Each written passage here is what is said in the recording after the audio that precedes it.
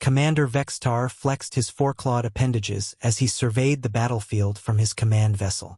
The humans had finally arrived, just as the hegemony's intelligence reports had predicted. Their primitive ships hung in space like metal insects, dwarfed by the massive Kethmori dreadnoughts surrounding them. Pathetic, hissed War Prime Zulkar, his chitinous exoskeleton gleaming under the bridge lights. These mammals still use chemical propulsion and basic alloys. Our plasma cannons will vaporize them before they can even... The transmission crackled to life.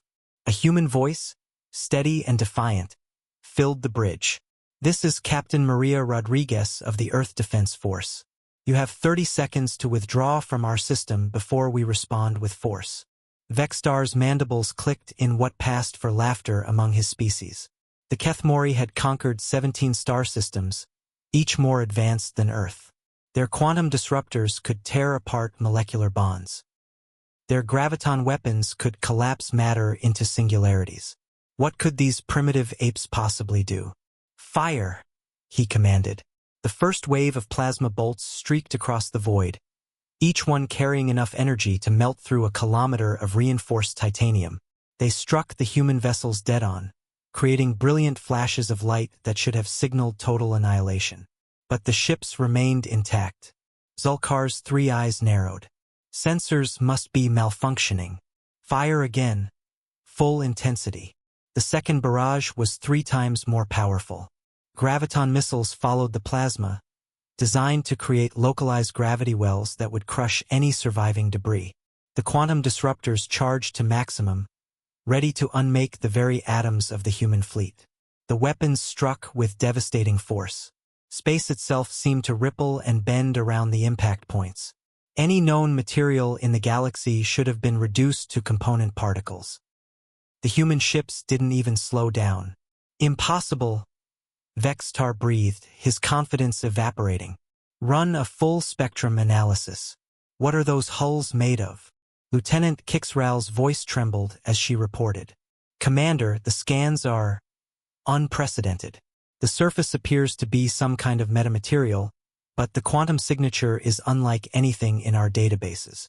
It's as if their armor exists in multiple dimensional phases simultaneously."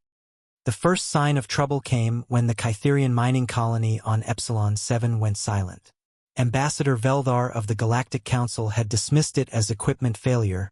After all, humans were notoriously unreliable with their primitive technology. The second sign was when 3 more colonies followed suit within a standard rotation. By the time the reconnaissance fleet arrived at Epsilon 7, they found something that would haunt the Council's collective nightmares for cycles to come. The mining platform had been stripped bare, its quantum extractors missing, and the surrounding asteroid field carved into geometric patterns that defied conventional physics. Commander Axiom 9, a crystalline entity from the Helix Nebula, transmitted the findings back to the Council chambers on Nexus Prime.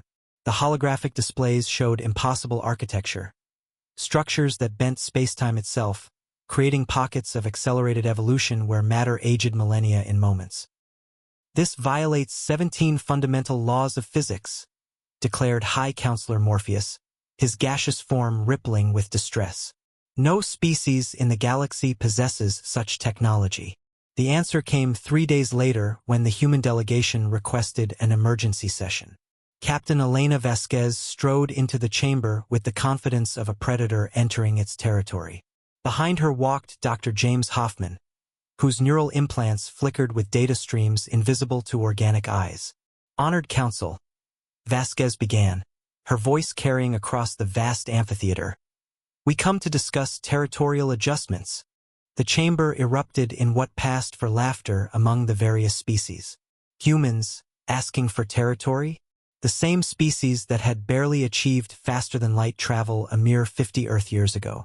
"You mistake our intentions," Dr. Hoffman interjected, his cybernetic eye scanning the assembly. "We're not asking for territory.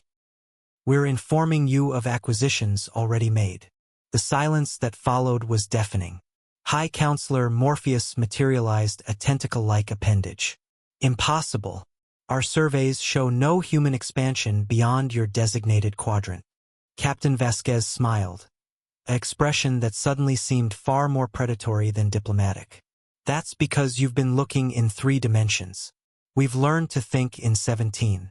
The holographic display in the center of the chamber flickered to life, showing a 3-dimensional map of the galaxy. Slowly, additional dimensions began layering onto the projection. What had appeared as empty space now revealed a vast network of human installations, connected by corridors that folded through hyperspace itself.